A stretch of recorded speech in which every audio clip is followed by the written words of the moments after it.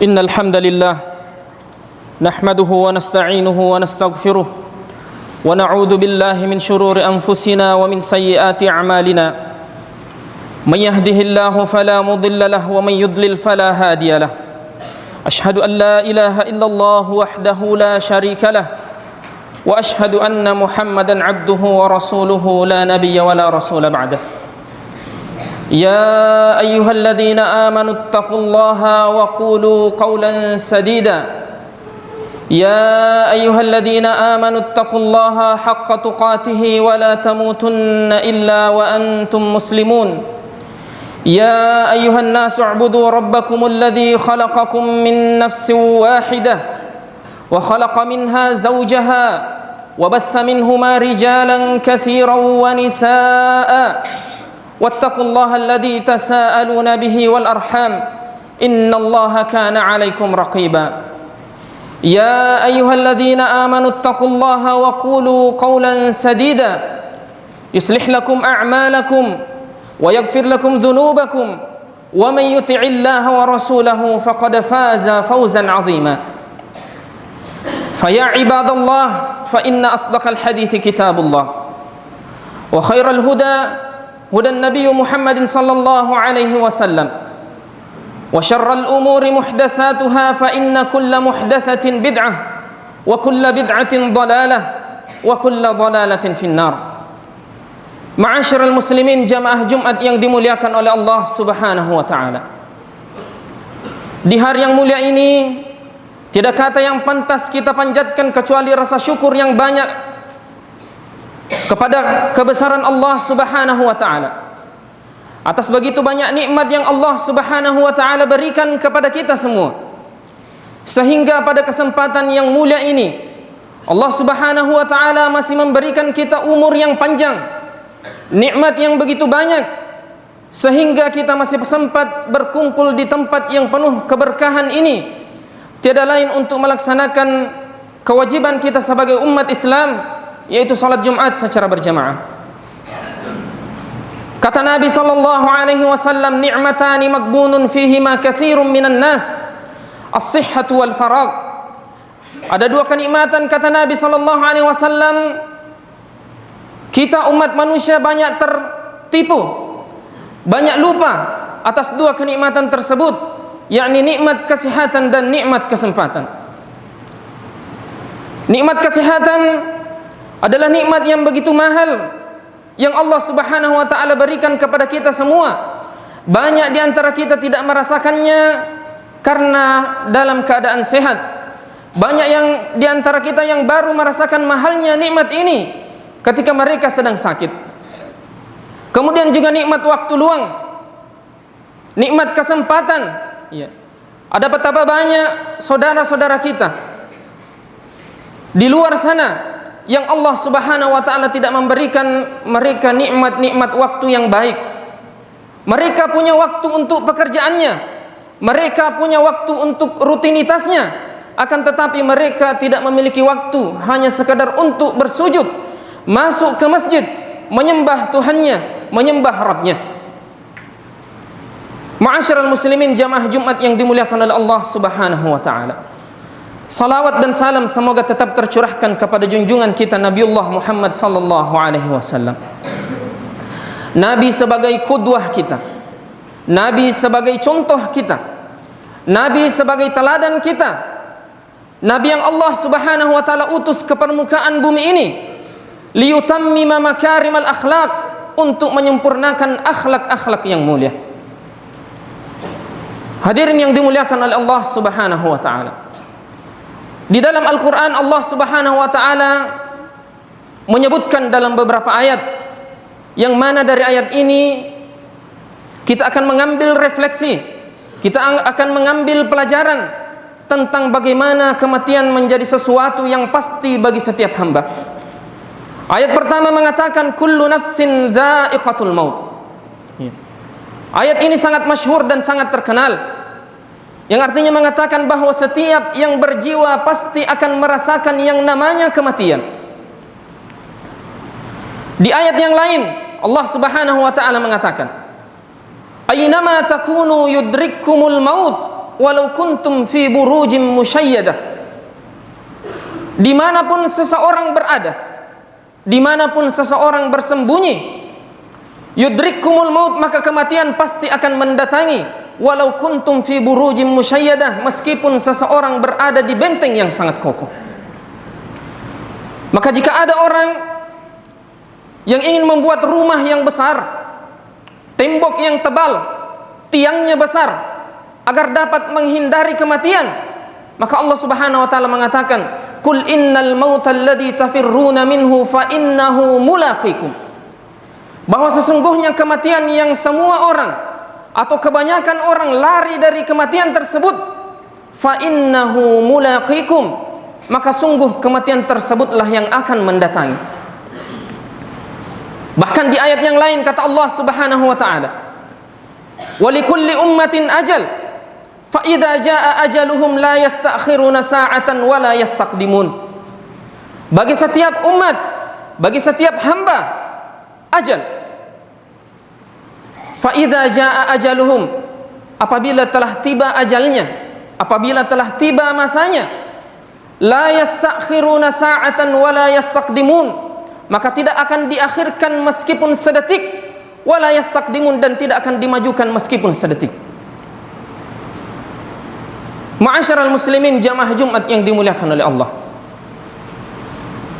Berbicara tentang kematian, maka tentu 4 ayat tadi sudah lebih dari cukup untuk mengingatkan kita, untuk menjelaskan kepada kita bahwa kematian adalah sesuatu yang pasti. Sudah cukup untuk mengingatkan kita bahwa kematian adalah tamu yang pasti akan datang. Al-mautu babun, kematian adalah pintu, wa kullun nasi dakhiluha, dan semua akan memasuki pintu tersebut. Olehnya itu jamaah yang dimuliakan oleh Allah Subhanahu wa taala, ketika kematian adalah sesuatu yang pasti, ketika kita semua sudah tahu bahwa kematian pasti akan datang, suka atau tidak suka, senang atau tidak senang, siap atau tidak siap, maka perlu seseorang muslim, maka perlunya seorang muslim menyiapkan diri mereka untuk menghadapi yang namanya kematian. Karena kematian, jamaah yang dimuliakan oleh Allah, tidak menunggu seseorang harus sakit. Kematian tidak menunggu seseorang harus berumur dewasa. Kematian akan mendatangi yang muda, begitu juga yang tua. Sakit belum tentu mati, yang sehat bisa saja mati. Maka perlu kita mempersiapkan diri kita untuk menghadapi tamu yang pasti akan datang ini. Makanya nasihat yang pertama jamaah yang dimuliakan oleh Allah Subhanahu wa taala, hendaknya kita banyak bermuhasabah. Hasibu anfusakum qabla an tuhasabu. Hitunglah dirimu sebelum engkau dihitung. Al-yawma 'amalun bila hisab. Hari ini adalah kesempatan beramal tanpa dihisab. Wa qadan hisabun bila amal, dan besok akan datang suatu hari orang-orang akan dihitung dan tidak ada lagi kesempatan untuk beramal. Maka mari kita bermuhasabah jamaah yang dimuliakan oleh Allah. Maka salah satu bentuk bermuhasabah, seseorang bisa menghitung dirinya dalam sehari. Ketika kita semua kembali ke pembaringan, pejamkan mata kita sebentar, kemudian hitung jemaah yang dimuliakan oleh Allah. Sejak kita bangun di malam hari, di subuh hari, sampai kita terlelap, ada berapa banyak kebaikan yang telah kita lakukan, dan ada berapa banyak dosa yang telah kita lakukan. Maka jika kita mendapatkan diri kita ternyata dalam sehari salat kita baik, sedekah kita banyak, puasa kita banyak, perkataan kita tidak ada yang dusta, perkataan kita baik, maka pujilah Allah Subhanahu wa taala. Akan tetapi jika seseorang mendapati dirinya ternyata salatnya buruk, puasanya sedikit, sedekahnya sedikit, perkataannya dusta, maka hendaklah ia banyak beristighfar dan memohon ampun kepada Allah Subhanahu wa taala. Karena dengan bermuhasabah, seseorang dapat melihat, seseorang dapat memperkirakan di tempat manakah mereka akan duduk di sisi Allah Subhanahu wa taala. Ma'asyiral muslimin jamaah Jumat yang dimuliakan oleh Allah. Kemudian pesan nomor 2. Hendaknya seseorang banyak mengingat kematian. Kata Nabi sallallahu alaihi wasallam, "Fa'aksiru dzikra hadimul ladzat." Banyaklah mengingat pemutus kelezatan, yakni al-maut. Ya. Nabi sallallahu alaihi wasallam mengibaratkan kematian sebagai pemutus kelezatan. Karena ada betapa banyak umat di muka bumi ini sedang berada di puncak kejayaannya, sedang berada di puncak kekayaannya, sedang berada di puncak jabatannya. Akan tetapi ketika kematian mendatangi, maka semua kenikmatan tersebut terputus. Makanya Nabi sallallahu alaihi wasallam memerintahkan kita untuk menziarahi kuburan. Kuntu nahaitukum an ziyaratil quburi ala fazuruha fa innaha tudzakirukumul akhirah. Kata Nabi sallallahu alaihi wasallam, berziarahlah ke kuburan karena sesungguhnya berziarah ke kuburan itu mengingatkan kita tentang kehidupan akhirat. Ziarah kubur jamaah yang dimuliakan oleh Allah mengingatkan kita tentang kematian, mengingatkan kita tentang akhirat. Ziarah kubur bukan hanya karena selesai lebaran. Ya. Yang diketahui kebanyakan manusia bahwa ziarah kuburan itu nanti setelah lebaran, atau nanti ada yang ingin menikah, atau nanti dalam agenda-agenda tertentu. Akan tetapi jamaah yang dimuliakan oleh Allah, sunnah untuk menziarahi kuburan itu lebih dari sekadar itu. Kita dapat menziarahi kuburan siapapun dengan tujuan utama untuk mengingatkan kita betapapun tinggi dan besarnya kedudukan seseorang di dunia, maka penghujungnya adalah tempat yang tidak lebih dari 30 kali 2 meter. Allah Subhanahu wa taala tidak akan membedakan si kaya dan si miskin. Allah Subhanahu wa taala tidak akan membedakan orang yang tinggi pangkatnya dan orang yang biasa-biasa saja. Akan tetapi kata Allah Subhanahu wa taala, "Inna akramakum indallahi atqakum." Sesungguhnya yang paling baik di sisi Allah Subhanahu wa taala atqakum, yang paling bertakwa, kata Allah Subhanahu wa taala. Makanya Nabi sallallahu alaihi wasallam mengatakan, "Kafa bil mauti wa'idzan." Cukuplah kematian sebagai pengingat, cukuplah kematian sebagai nasihat. Jika ada di antara kita yang belum tersentuh dengan peristiwa kematian, maka peristiwa seperti apa lagi yang bisa menggoncangkan kita? Peristiwa apa lagi yang bisa menyentuh hati-hati kita? Ma'asyiral muslimin jamaah Jumat yang dimuliakan oleh Allah. Kemudian pesan selanjutnya, hendaknya seorang mukmin senantiasa mengingat bahwa kehidupan mereka di dunia adalah kehidupan yang sebentar, kehidupan yang sementara. Kata Nabi sallallahu alaihi wasallam, "A'maru ummati ma baina 60 wa 70." Wa aqalluhum man yajuzu dzalik. Umur umatku, kata Nabi sallallahu alaihi wasallam, antara 60 sampai 70 tahun saja. Dan sedikit yang akan melampaui umur tersebut. Berbicara tentang dunia jemaah yang dimuliakan oleh Allah, ini adalah tempat yang Allah Subhanahu wa taala jadikan kepada kita untuk sebagai ladang ujian. Alladzi khalaqal mauta wal hayata liyabluwakum ayyukum ahsanu amala. Allah Subhanahu wa taala menciptakan kehidupan dan kematian untuk menguji kita semua, siapakah di antara kita yang terbaik amalannya. Kehidupan di dunia adalah kehidupan yang sebentar. Baru saja kita menyelesaikan sekolah dasar, tiba-tiba ada di pesantren. Waktu di pesantren akan terasa singkat, tiba-tiba kita sudah di bangku perkuliahan. Baru saja kita berkuliah, tiba-tiba sudah lulus, tiba-tiba sudah berkeluarga, tiba-tiba sudah punya anak, tiba-tiba sudah punya cucu, dan seakan-akan itu baru kemarin, ka'annahu ams, seakan-akan itu semua baru kemarin. Namun pertanyaannya jemaah yang dimuliakan oleh Allah, madza a'dadna, apa yang telah kita siapkan, apa yang telah kita punya untuk menyongsong hari setelah kehidupan di dunia ini? Makanya kata Nabi sallallahu alaihi wasallam dalam hadis yang terkenal, beliau mengatakan kepada Ibnu Umar, "Ya Ibnu Umar, kun fid dunya ka'annaka gharibun aw 'abiru sabil." Wahai Ibnu Umar, hiduplah di dunia ini seakan-akan engkau orang yang asing atau orang yang sedang dalam perjalanan. Ketika kita hendak melakukan perjalanan, contoh ke Makassar misalnya, maka terkadang supir itu singgah untuk mengisi bahan bakar, atau singgah sebentar untuk tinggal makan di warung. Maka seperti itulah ibaratnya kehidupan di dunia ini. Allah Subhanahu wa taala menjadikan dunia ini adalah tempat persinggahan sementara. Ketika kita ingin ke Makassar, maka kita tidak ingin berlama-lama di tempat pengisian bahan bakar. Ketika ingin ke Makassar, maka kita tidak ingin berlama-lama untuk makan di warung, karena itu adalah persinggahan yang sebentar.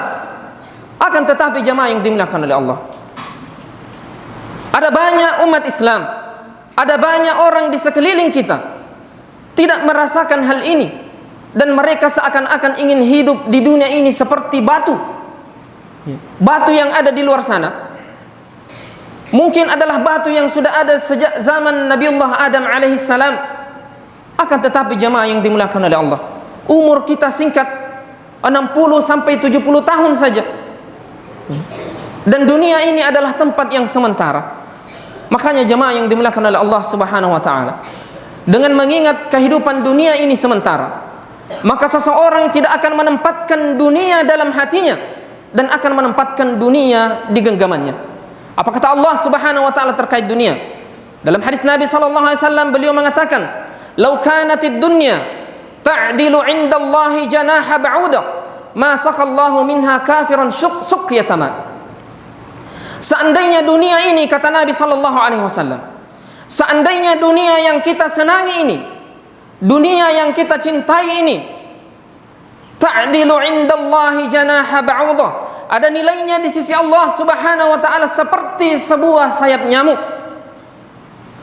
Antum pernah lihat sayap nyamuk? Sayap yang begitu kecil. Allah tidak mengatakan seperti dua sayap nyamuk, seperti sehelai sayap nyamuk. Andai dunia yang kita senangi ini, dunia yang orang kejar-kejar ini, dunia yang orang cintai ini, dunia orang yang saling membunuh untuk memilikinya, ta'dilu 'indallahi janaha ba'udah, seperti sehelai sayap nyamuk di sisi Allah, ma saqallahu minha kafiran suqyatama, Allah tidak akan memberikan seorang kafir pun bahkan seteguk air. Maka apa yang dinikmati oleh orang-orang kafir sekarang? Apa yang dinikmati oleh orang-orang sekarang? Apa yang dikejar oleh orang-orang sekarang? Ketahuilah jamaah yang dimuliakan oleh Allah, di sisi Allah itu semua tidak lebih dari sebuah sayap nyamuk. Makanya hadis ini juga berbanding lurus dengan perkataan Nabi yang lain. Ad-dunya sijnul mu'min wa jannatul kafir. Dunia ini adalah penjara bagi orang-orang yang beriman, dan surga bagi orang-orang kafir. Karena sesungguhnya apa yang mereka nikmati, apa yang mereka rasakan, apa yang mereka kejar, itulah tidak lebih dari sehelai sayap nyamuk di sisi Allah Subhanahu wa taala. Ma'asyiral muslimin jamaah Jumat yang dimuliakan oleh Allah Subhanahu wa taala. Kemudian pesan selanjutnya, hendaknya seseorang yang beriman mempersiapkan bekal-bekal yang baik untuk mempersiapkan dirinya menghadapi kematian. Wa tazawwadu fa inna khairaz zadi taqwa. Berbekallah, karena sungguh bekal terbaik adalah ketakwaan kepada Allah Subhanahu wa taala. Abu Hurairah radhiyallahu anhu, suatu ketika beliau menangis, kemudian beliau ditanya, "Ya Aba Hurairah, apa yang membuatmu menangis?" Madza qala Abu Hurairah? Beliau mengatakan, "Sesungguhnya yang membuatku menangis bukan karena aku akan meninggalkan dunia yang fana ini, akan tetapi yang membuatku menangis karena sedikitnya bekal dan jauhnya perjalanan." Maka jika pertanyaannya dikembalikan kepada saya, dikembalikan kepada kita semua, bagaimanakah kesiapan kita? Bagaimanakah bekal-bekal kita?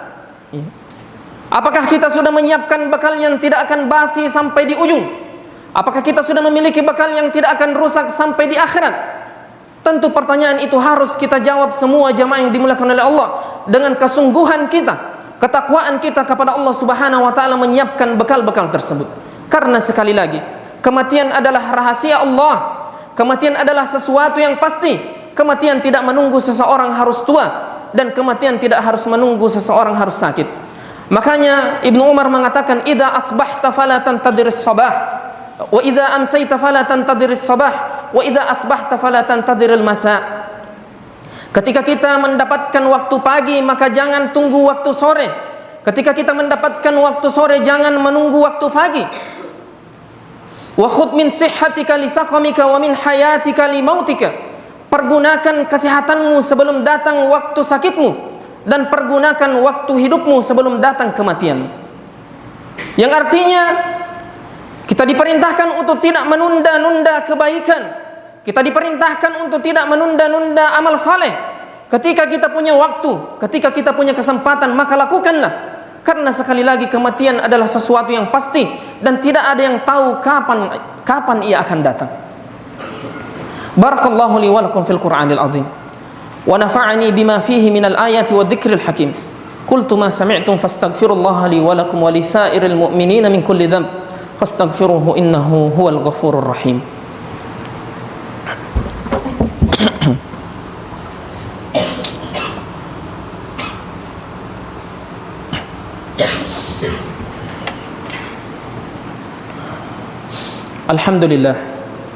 Alhamdulillahi ala ihsanihi wa syukru lahu ala taufiqihi wa amtinanihi.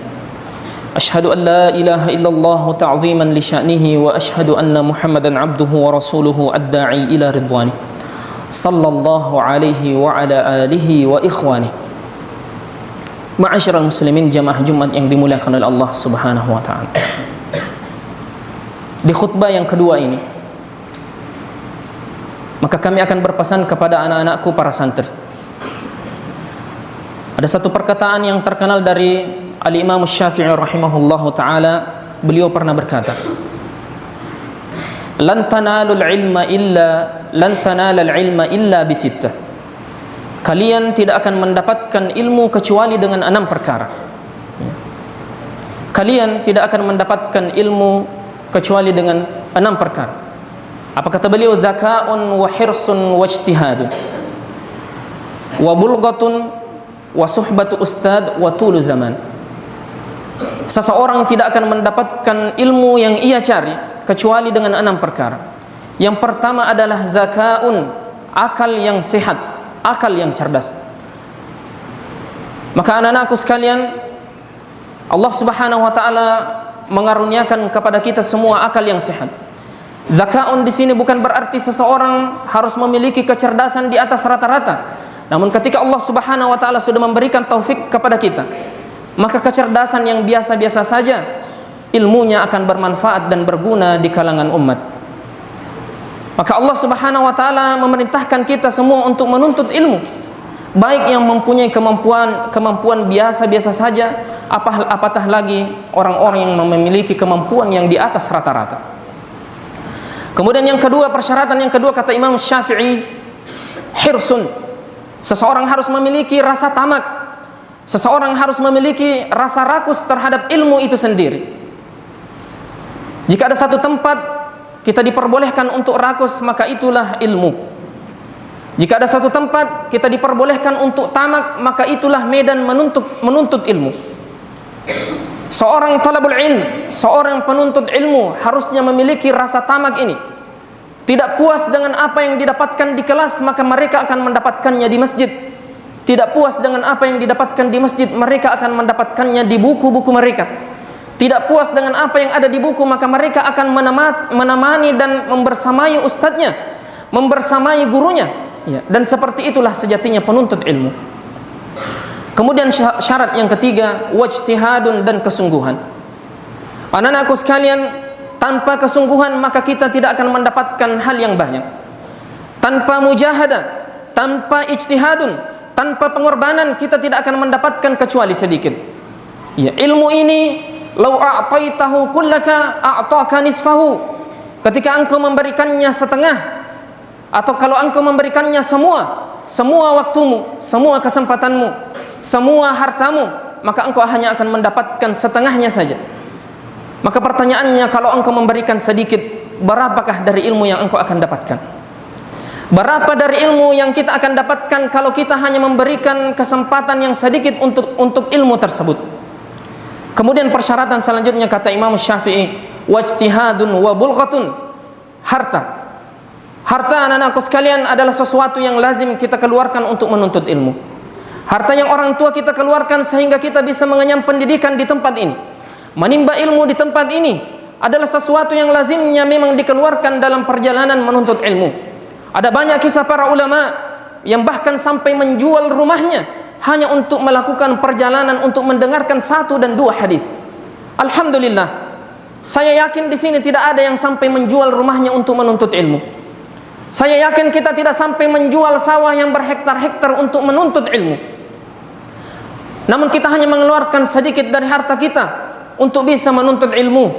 Ya. Pesantren yang kita tempati ini dulunya adalah pesantren yang berjuang di masa-masa kesulitannya. Alhamdulillah, antum sudah merasakan buah dari keikhlasan para ustadz antum. Antum sudah merasakan buah dari keikhlasan banyak muhsinin, banyak donatur, banyak pikiran, banyak harta yang dicurahkan di tempat ini sehingga kita bisa menuntut ilmu dengan nyaman. Kemudian persyaratan selanjutnya yaitu suhbatu ustad. Seorang penuntut ilmu harus dekat dengan gurunya. Seorang penuntut ilmu harus dekat dengan ustadznya. Seorang penuntut ilmu harus butuh dan punya bimbingan dari ustadznya. Tidak boleh mencukupkan diri kita hanya sekedar membaca buku. Tidak boleh mencukupkan diri kita hanya sekedar mendengarkan ceramah. Seorang penuntut ilmu tidak boleh membatasi dirinya hanya dengan kemampuannya sendiri, akan tetapi mereka butuh ustadz, mereka butuh syekh, mereka butuh pembimbing untuk menghafalkan dan mempelajari ilmu-ilmu tersebut. Kemudian yang terakhir, watulu zaman, waktu yang panjang. Anak-anakku sekalian, 1 sampai 6 tahun di sini, 1 sampai 3 tahun di sini tentu adalah waktu yang sebentar jika itu berbicara tentang ilmu. Ilmu, iya. Peribahasa yang terkenal mengatakan utlubul ilma minal mahdi ilal lahad. Tuntutlah ilmu dari buayan sampai ke liang lahat. Iya. Peribahasa itu tentu ada benarnya karena masyru' al-ilm, proyek menuntut ilmu. Iya. Sekali kita melangkahkan kaki kita ke proyek ini, maka tidak ada lagi kata mundur.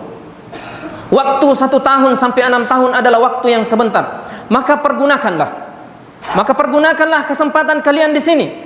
Kalian akan diajar oleh ustadz-ustadz yang berkompeten. Ya, asatidah yang semua maksimal di bidangnya. Maka pergunakanlah kesempatan itu. Ya, jangan sampai anak-anakku sekalian kita menjadi orang-orang yang menyesal di akhir. Jangan sampai anak-anakku sekalian kita menjadi orang-orang yang ketika keluar beban sudah ada di pundaknya namun mereka tidak bisa melakukan apa-apa. Tidakkah kalian tahu bahwa seorang anak santri, iya, atau beban sebagai seorang penuntut ilmu syar'i itu besar di sisi masyarakat. Mereka akan membutuhkan kita menjadi pelita-pelita yang menerangi mereka di tengah kegelapan kejahilian ini. Allah Subhanahu wa taala tidak membawa kita ke sini secara kebetulan, tapi Allah Subhanahu wa taala memilih kita. Orang tua kita tidak membawa kita ke sini karena ingin dibuang, ingin dipisah. Akan tetapi Allah Subhanahu wa taala memilih kita dengan cara yang mulia. Tidakkah kalian tahu? Tidakkah kita tahu bahwa ilmu ini adalah warisan para nabi? Innal anbiya'a ma warrasu dinaran wala dirhama walakinnahum warrasu al-ilm. Sesungguhnya para nabi, mereka meninggal tidak mewariskan harta, tidak mewariskan dinar, tidak mewariskan dirham, akan tetapi mereka warrasu al-ilm, mereka mewariskan ilmu. Banggalah anak-anakku sekalian, banggalah adik-adikku sekalian, kalian telah menjadi pewaris para nabi, maka jadilah pewaris yang sungguh-sungguh, jadilah pewaris yang bertakwa, jadilah pewaris yang bisa mempertanggungjawabkan ilmu-ilmu mereka. Ketahuilah anak-anakku sekalian bahwa ilmu yang kita dapatkan nanti akan diminta pertanggungjawabannya. Ilmu yang kita hafalkan, Al-Quran yang kita hafalkan, nanti akan diminta pertanggungjawabannya di hadapan Allah Subhanahu wa taala. Bagaimana kita menyampaikannya, bagaimana kita mendakwahkannya, dan bagaimana kita mengaplikasikannya dalam kehidupan kita sehari-hari. Kemudian anak-anakku jamaah yang dimuliakan oleh Allah Subhanahu wa taala, di hari yang mulia ini Allah Subhanahu wa taala memerintahkan kita untuk melakukan satu ibadah atau sunnah yang baik, yaitu senantiasa bersalawat kepada junjungan kita Nabiullah Muhammadin sallallahu alaihi wasallam. Innallaha wa malaikatahu yusalluna 'alan nabi. Ya ayyuhalladzina amanu sallu 'alaihi wa sallimu taslima. Allahumma salli 'ala Muhammadin wa 'ala ali Muhammad. wal musyrikin wa dammir a'da'aka a'da'ad din ya rabbal alamin. Allahumma ansur ikhwanana al-mustad'afina fi Filistin. Allahumma ansur ikhwanana al-mustad'afina fi Filistin. Allahumma ansur ikhwanana al-mustad'afina fi Filistin. Rabbana hab lana min azwajina wa dhurriyyatina qurrata a'yun waj'alna lil muttaqina imama. Rabbana آتنا في الدنيا حسنة وفي الآخرة حسنة وقنا عذاب النار. سبحانك ربي رب العزة عما يصفون والسلام على المرسلين والحمد لله رب العالمين. أقم الصلاة.